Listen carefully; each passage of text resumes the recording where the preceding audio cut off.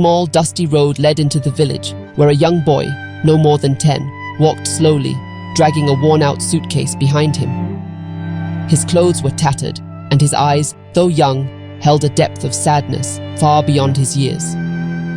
As the boy entered the village, the few villagers he passed by stopped to stare. Whispers followed him, filled with curiosity and suspicion. He kept his head down, feeling the weight of their eyes on him, but he knew he had nowhere else to go. He arrived at a small, dilapidated house on the edge of the village. The door creaked as he pushed it open. Inside, the rooms were bare, the walls cracked, and the air was thick with the smell of dust and neglect. It was all he had, yet it felt like nothing. As night fell, the boy sat alone in a corner of the bare room, his arms wrapped around his knees. The silence of the empty house was overwhelming. A single tear rolled down his cheek, followed by another, until he was quietly sobbing, his grief echoing through the stillness.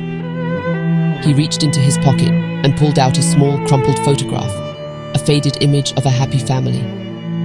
The boy stared at it for a long time, the faces blurred by time and tears.